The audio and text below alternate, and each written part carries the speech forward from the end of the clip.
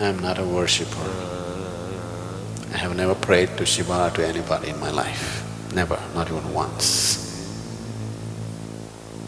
But he's been my breath and being always.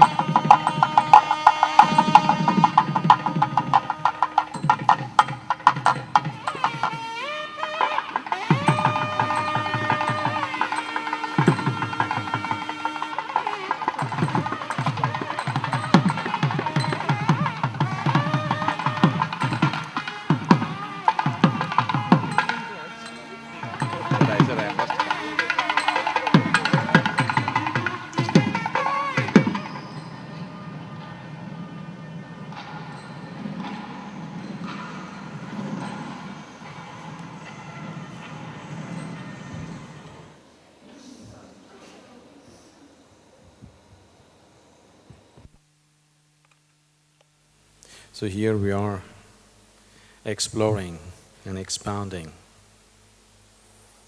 the glorious ways of Shiva. The only way you can grasp what's happening here in the next… Shiva, the adiyogi,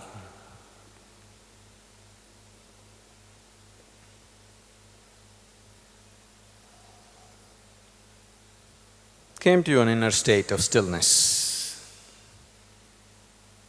where if he closes his eyes, he can sit like this till the end of the world. Simply he sat.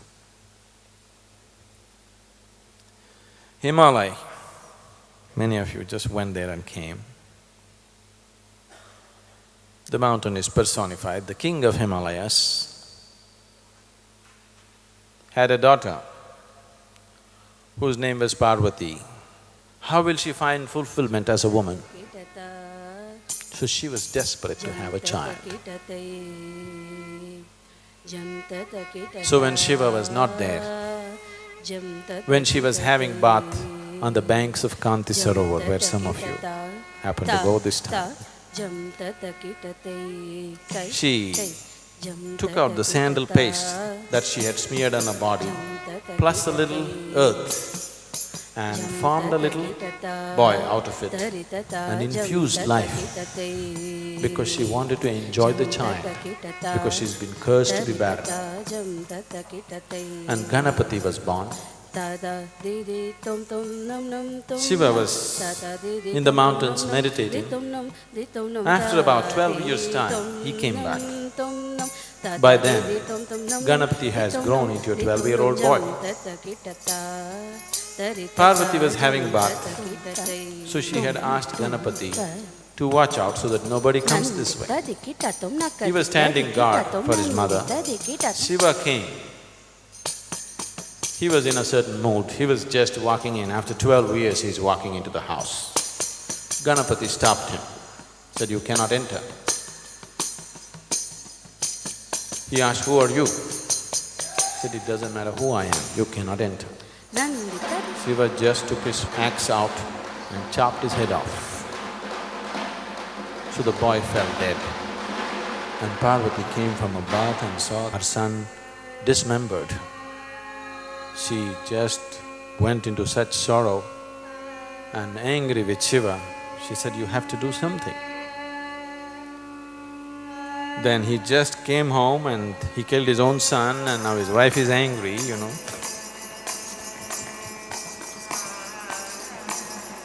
Lot of trouble. Then he sent out his ganas, "Go out into the mountains. The first animal that you see, behead the animal, bring the head. I will resurrect this boy once again." So the first animal they saw was a baby elephant. So they chopped the head of the elephant, brought it. Shiva brought him back to life with an elephant head. So you see Ganapati with an elephant head.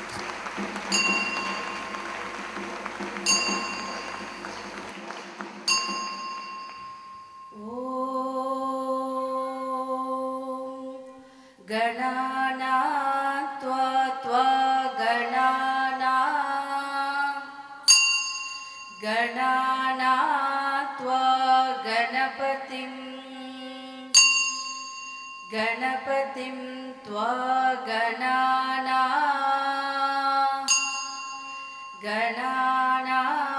त्वा गणपतिम्.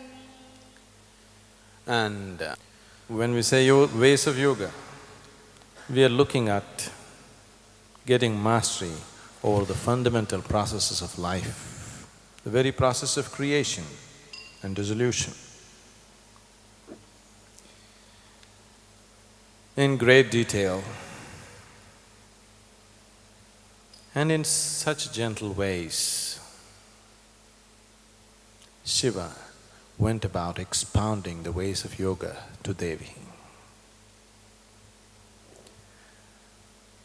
The sutras, the yoga sutras of Shiva are such that almost in every sutra, he refers to her as the resplendent one, the gracious one, the beautiful one. So you need to understand that this teaching transpired between two people with utmost intimacy. Intimacy should not be understood as sexuality. Intimacy means there is no resistance. There is no need to fight through this person. This person is absolutely open to whatever is being offered. So it in such a state that these sutras were offered. So the sutras will be so subtle, so gentle. A thinking mind, an arguing mind will wonder, will such a thing work? But it worked miraculously for her. And she became fully realized. If you can't do this too, you just have to enjoy the party. We'll make sure the party is good.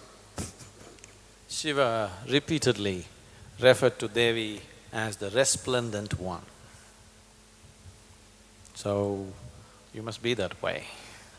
You must dress that way, you must be that way so that I can refer to you that way, okay?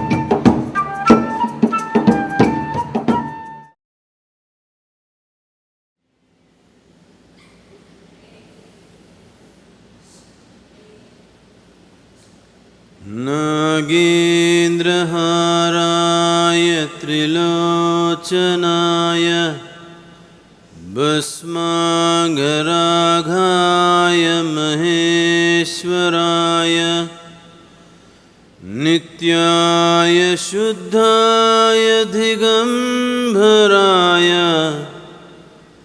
Tasmai nakaraya namah shivaya Tasmai nakaraya namah shivaya.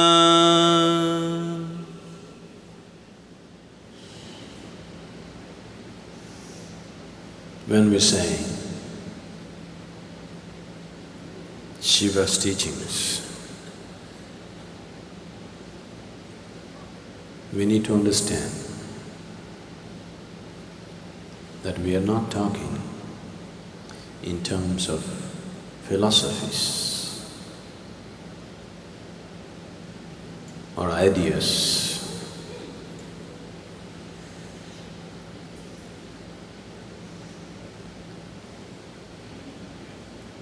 These are purely methods.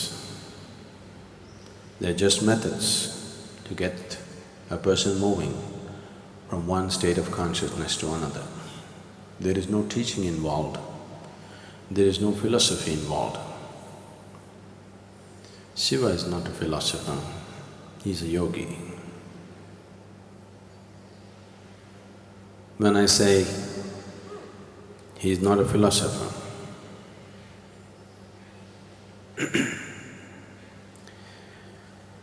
See, it's very easy to be philosophical. In fact, the less you know, the more the chances that you will become philosophical. It's very easy to become a philosopher. You just have to read a couple of books and misunderstand them. You can become a philosopher. The reason why you're talking about something that is written in a book is because you have not perceived, grasped life in any depth. If you had even read a single page of this vast existence, all your life you would be talking only that. There wouldn't be time to talk about anything else. So Shiva is a yogi, purely existential, not philosophical, not intellectual. This is not something that you can understand. This is not something that you have to be convinced about. This is not something that you have to agree with. This is something that you learn to relate with. If you can relate to it and experiment with it will do miraculous things for you. You could become as blissful as Devi became, that she just went mad as a March hare and romped about the mountains for many millennia. We'll curtail the time for you, but we got the mountains, we got the madness, we got everything.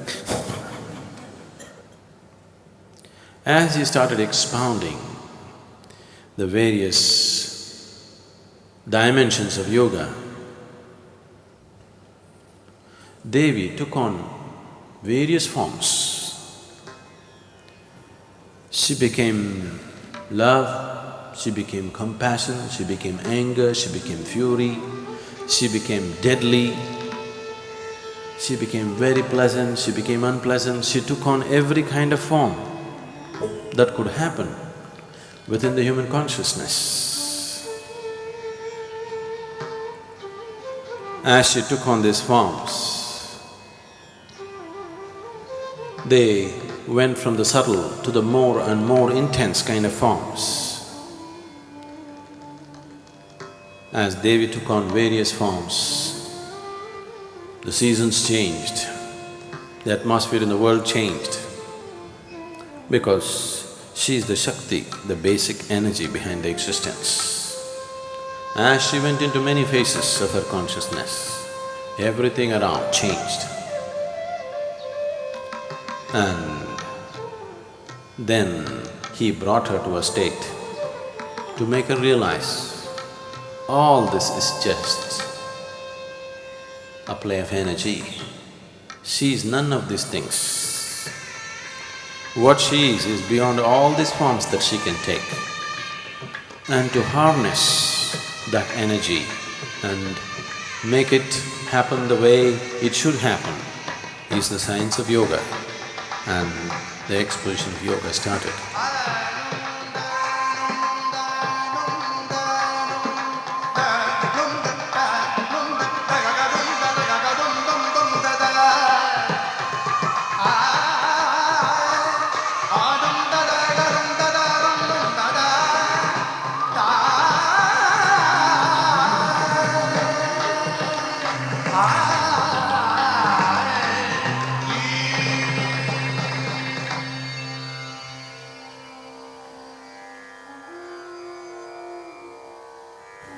Shiva said, what you went through right now is just a play of your energy, this is not you. Then Devi asked, how do I realize that this is not me?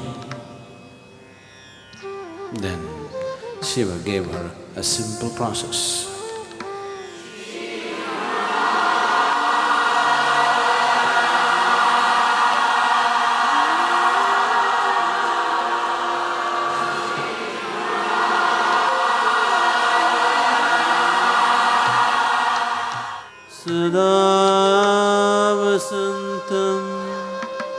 Sada vasantam, sada vasantam.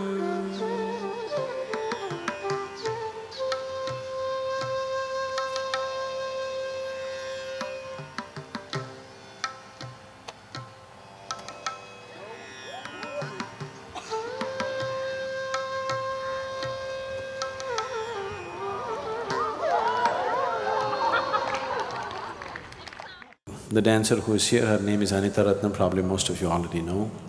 She is one of the foremost exponents of fusion kind of Bharatanatyam. She is internationally acclaimed artist.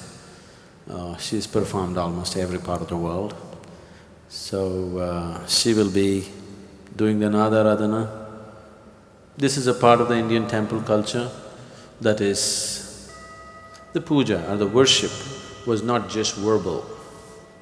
So people learn to use their whole body as a form of worship. Many of you're practicing Surya Namaskar, which is a form of worship, using the entire body to get into your worshipful activity within you. Similarly, dance also was used as a form of worship and as a form of involvement.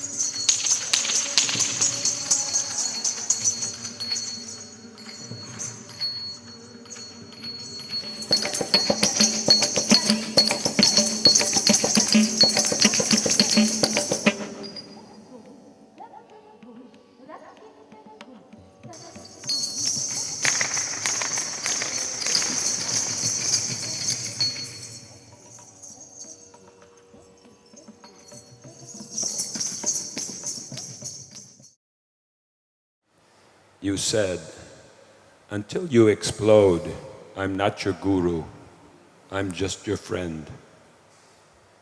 Now I'm troubled. I want a guru. I've got a few friends already, but I want a guru. So here I am to explode. Please explode me.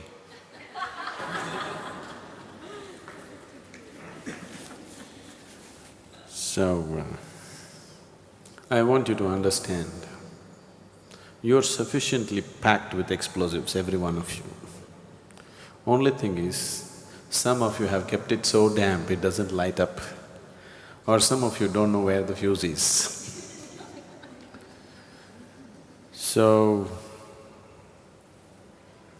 I can easily light it up. If you're damp, we can dry you. The weather's cloudy, it is not assisting, but I can dry you up and light you up. You just have to allow it. So right now, you don't know how to allow.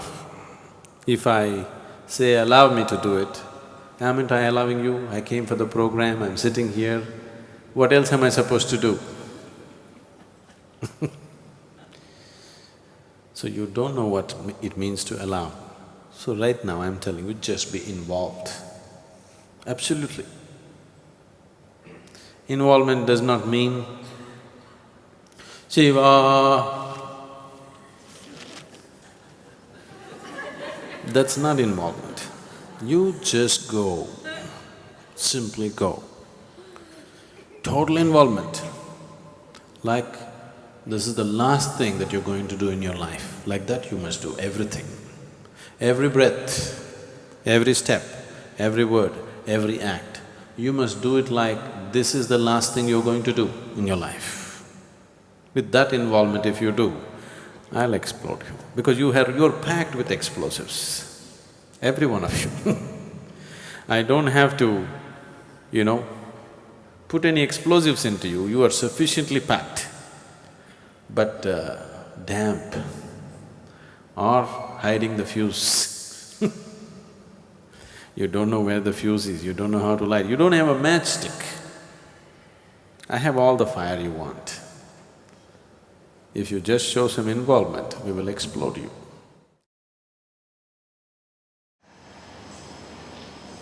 As the story goes, Brahma, as he often does, granted the boon of invincibility to Mahisha, a powerful, ambitious asura.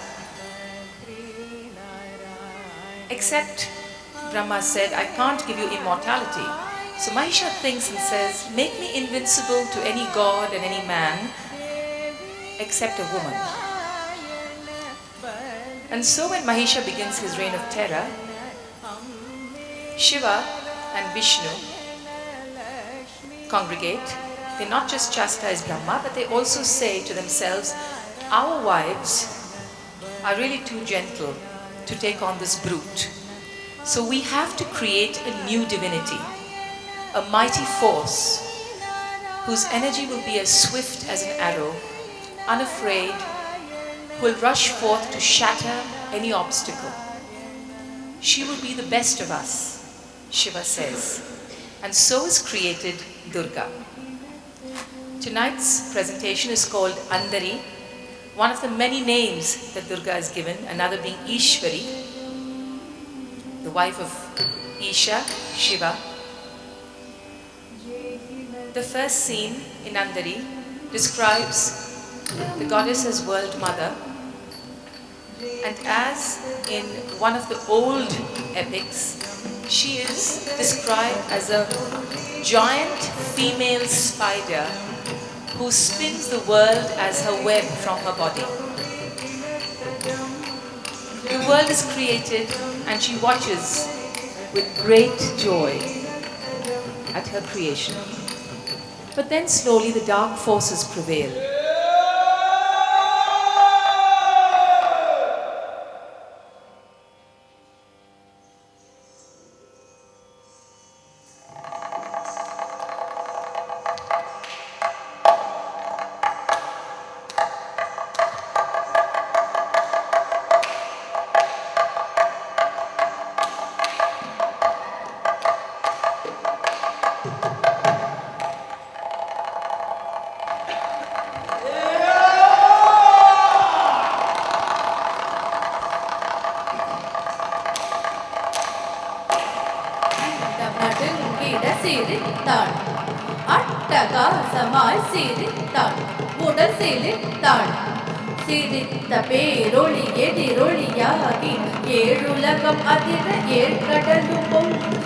She is called upon to be reborn in a terrible, aggressive, powerful form as Durga.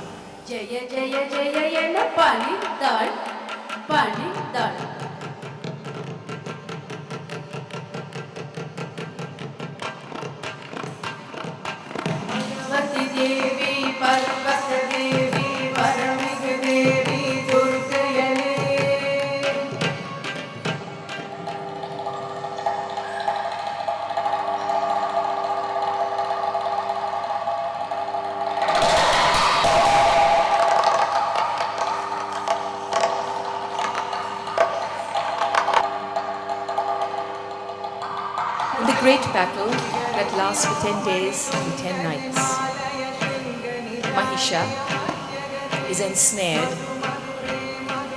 and victory. The goddess is led in a great procession to the ocean where she is immersed and everybody waits for her return into their homes the next year.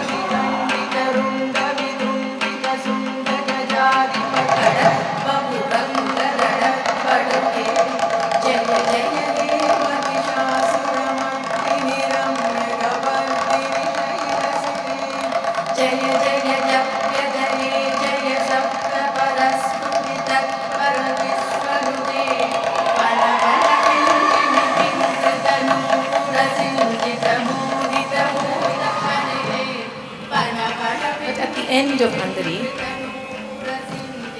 Durga is so disgusted with the greed of humanity that, like a female spider who not only spins a web but can consume it and destroy what she has created, she decides it's time to completely annihilate everything in order for the world to be created again. All that is remaining is a lamp which symbolizes hope, a pregnant woman in whose womb is an unborn female child that she carries and hangs around 1 year like her earring to show her compassion.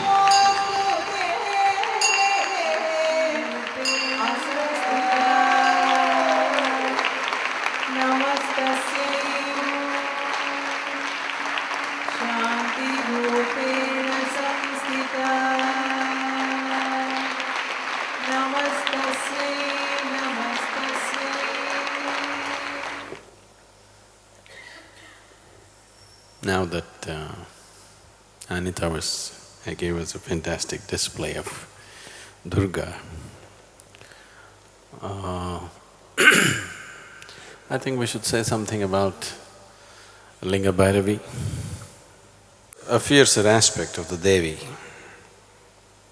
in the form of Linga Bhairavi will be consecrated here as a part of the Dhyanalinga temple.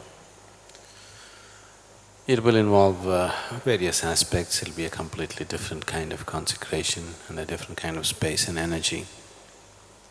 So, this temple will be coming at the southernmost corner of… southwestern corner of the main temple, the parikrama that's coming up. Maybe many of you will have the opportunity to witness the consecration. Sadhguru, I was just wondering that in the stories that you tell us about Kartikeya and the elephant god, or what is depicted in the dance, what is the spiritual message, or should we just hear it as a story, or there's something deeper? When Parvati… I'm telling you another story. When Parvati asked Shiva,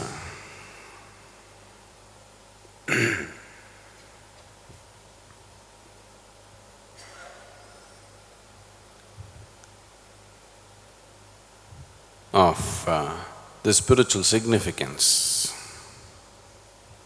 of many of his actions, I can understand this, you're meditating, I can understand, okay, that is a spiritual thing. But now you're dancing, now you're hunting, now you're drinking, now you're smoking. What is the spiritual significance of all this? And you have all kinds of distorted and demented beings around you. What is the spiritual significance of all these people? I don't see any spirituality in them. Why do you have them around you? So Shiva said, there is nothing in the existence which is not spiritual. Everything is spiritual, unrealized. Now, all the methods that we're talking about, whether it is a story or a joke or a meditation or a process that we're doing, it is just to bring it into your awareness. What is it that you're clinging to? What is it that you have to… what is it that's obstructing you? You just have to look at those things. Don't try to understand where to go. You don't know where to go. What is it that is stopping you? You just have to understand the obstacles. Don't try to understand the route of life. Because it's not a dimension to be understood. But you can become that.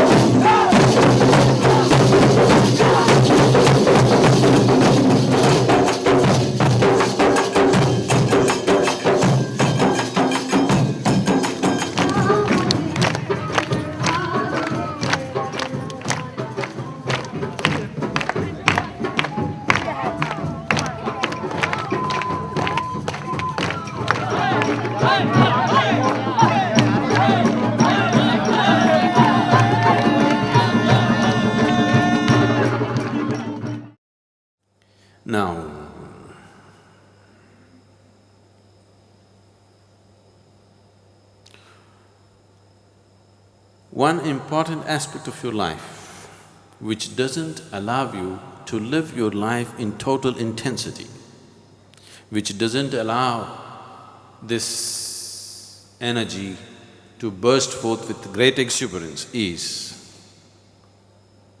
self-preservation. Self-preservation means constantly battling against death. Yes? The instinct of self-preservation means constantly battling against death. Or in other words, it is the presence of death constantly there, every moment of your life, whether you're conscious of it or not conscious of it. Every moment, the presence of death is there, which makes you restrained about everything. If death was not there, as it's been removed for you for these 7 days,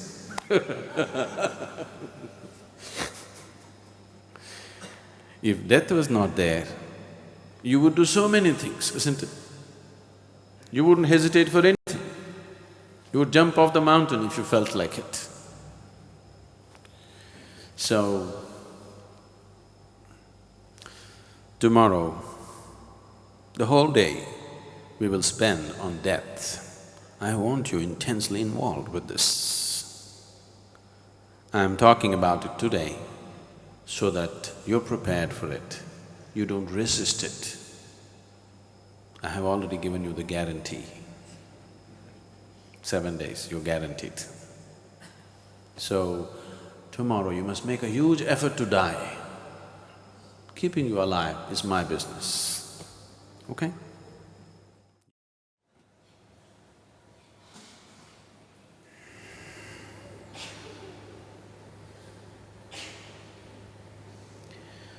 The greatest calamity of the human mind is that it is against death.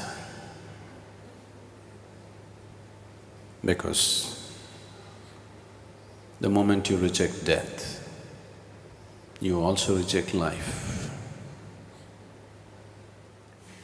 Either we can refer to this process that you're right now going through as life, or we can refer to this process as death.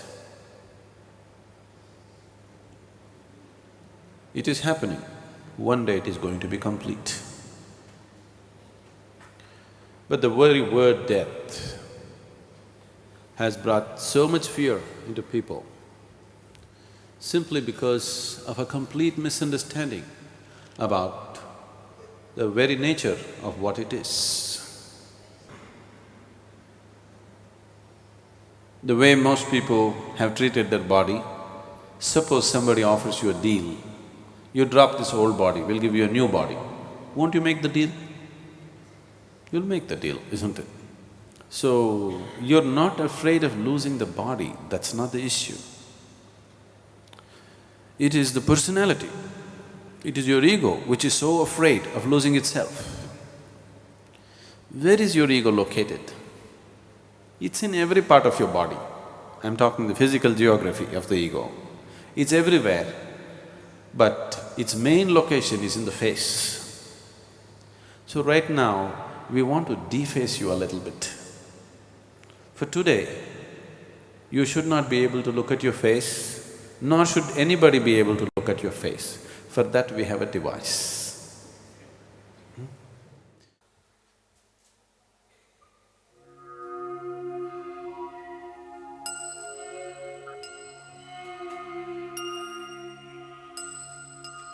You should become faceless. Once your ego is not a problem, then you will see death is not a problem. It's very simple.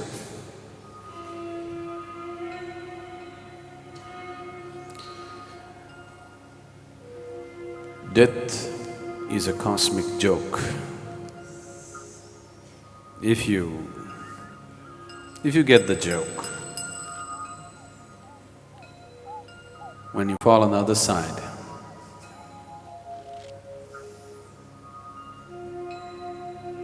it'll be wonderful. If you don't get the joke, if you're here, you fear the other side. When the other side comes, you just don't know what it's about. So today it's an attempt to bring you to an experience where you grasp the cosmic joke, where death becomes a laughing matter in your life. Here we will go through a certain process where you have the opportunity to go through the process of death, of course with the guarantee that I have already given you. So do not miss this opportunity, because now I am giving you the guarantee. You can die and you'll be back in a few minutes. So do not resist it, do not miss the opportunity. Once you know the relaxation of death, then life becomes an utterly effortless process. Death is the creation of the ignorant. Death is the creation of the unaware. If you're aware, it's life, life and life alone.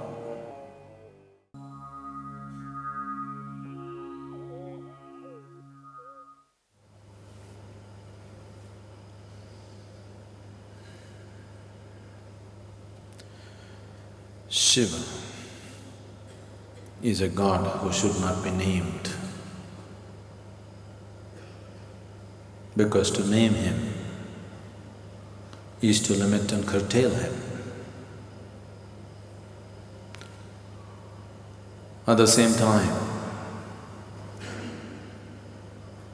the sum of his many, many names also bring out the indescribable mystery of who he is, or indescribable mysteries of what this creation is. Of his various forms,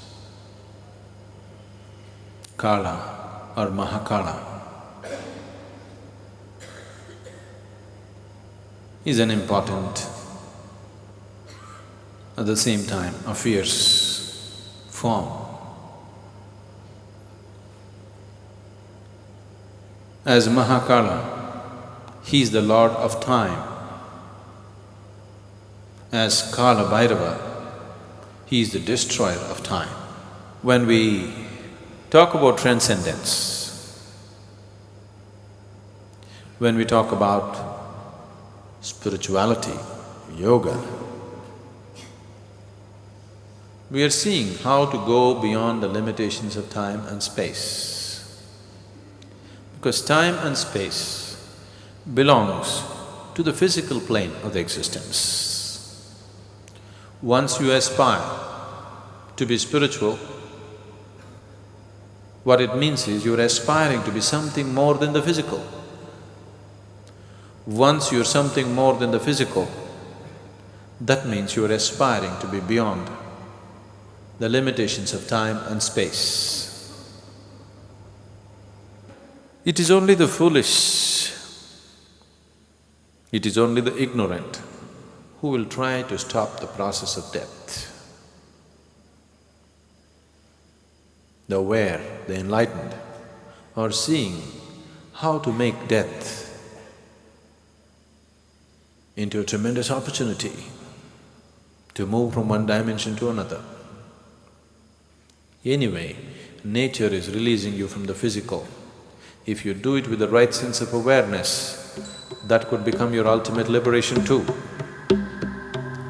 Here today, Santosh will present a certain dance piece on Mahakala.